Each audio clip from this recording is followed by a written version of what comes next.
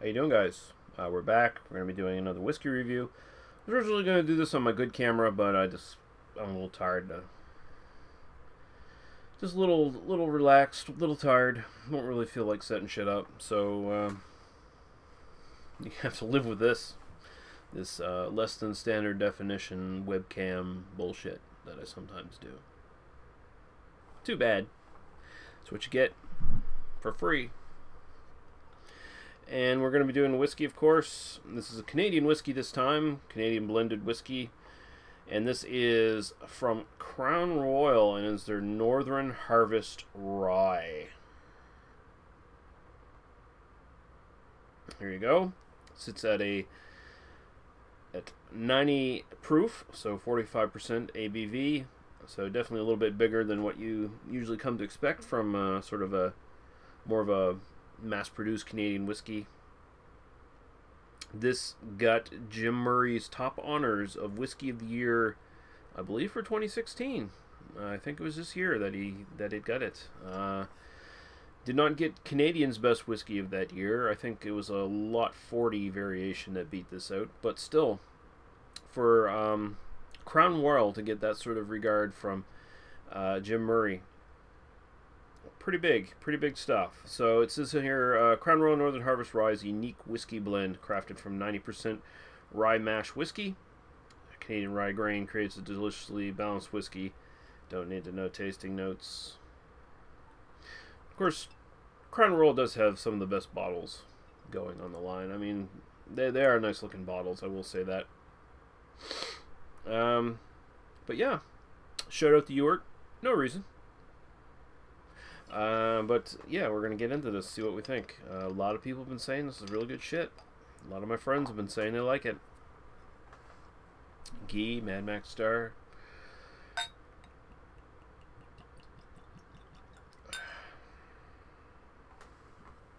I got some on the outside of the glass there. All right. So yeah, she's pretty viscous. 45% just under cask strength. Just a smidgen right under there. So I'm expecting a lot more flavor and character than what you get from a regular Crown Royal. Alright, so we'll go right to the nose here.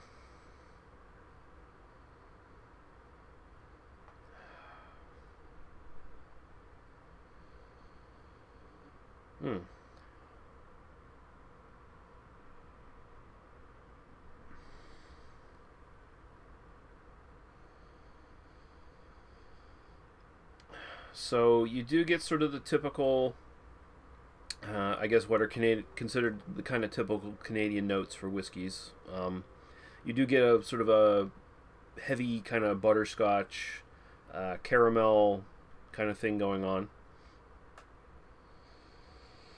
But underneath, you're definitely getting rye. It's not a big punch to the nose, but you are getting a bit of a spicy rye. And getting a almost kind of an apple pie, or maybe green apple kind of thing there. There's some sort of small apple character to it. Overall, gives the impression of like sort of dry or dried white fruit kind of thing. Sort of that, like you open up like a fucking bag of dried fruits, like trail mix or something like that, without peanuts and shit in it, you know, and just give it a whiff. You kind of get that kind of character. Not really picking up, well, maybe a little bit of wood, maybe a teeny bit of vanilla, but very in the background. The rye is not punching me in the face on the nose at the very least, so, but it smells pretty good. It's definitely a bit more complex than your standard Canadian club, your standard Canadian clubs, your standard Crown Royals.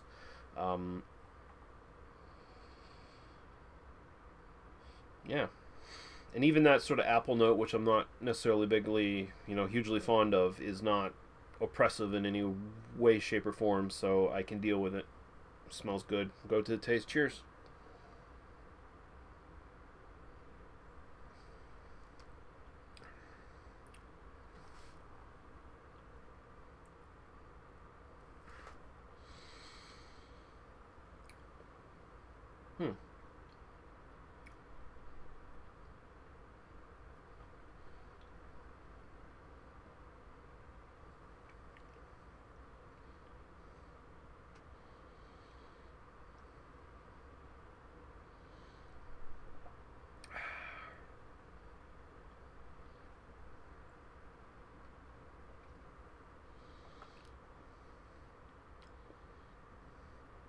This is pretty good. Pretty damn good. The rye spice does not necessarily come out flavor-wise so much. It's not very peppery or anything like that. It's much more a kind of a burn thing than it is a flavor thing. Getting much more of sort of a rye burn, kind of spicy burn. There's a lot more attention put towards the sort of dried fruit character again. Getting more of that sort of apple coming out in the mix here. Getting a little bit of wood in the back, a little bit of heat. It's kind of difficult to tell how much of it is actual alcohol heat and how much of it is actually just the rye playing tricks with me.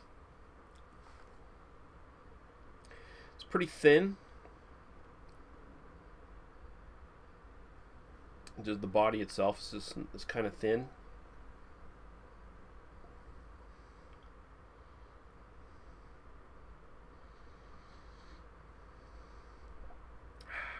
Ooh, that second take was that's very sweet. Well, not very sweet, but it's sweeter. It's coming off sweeter now. Getting more of that apple character, more of that fruit character. You know, this is kind of a disappointment, honestly. I think the Canadian Club 100% rye has a better rye character to it. I mean, the rye character's here, but it's just not as big as I would have hoped. So overall, what I'm getting here is kind of more of a fruity whiskey, which is something I'm not too big on. Don't get me wrong, it's still really well made. It's really good. 97.5 or whatever the fuck Jim Murray gave it. No, I don't think so. Overall, best whiskey he had that year? Really? I don't think so. Hey, who am I to question? The great Jim Murray, I guess. But fucking... No, this is not some world-beating whiskey as far as I can surmise from my personal tastes anyway. It's really good.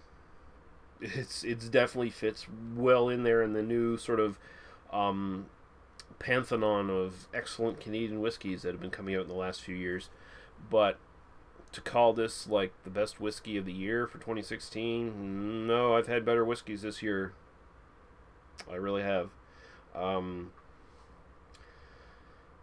This needs more rye. It really does. For me, personally, I want that spice. I want that pepperness. Maybe it will come out. Who knows? Maybe in subsequent drinks it will start to come out. The fruit will start to fade. But as it stands, I have to give it a grade on what I'm actually drinking here right now at this very moment. And I'm going to give it a solid B. That's where it sits for me. So...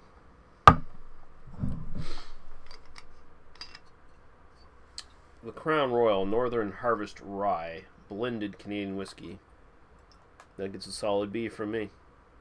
It's pretty good, but the hype train's a little...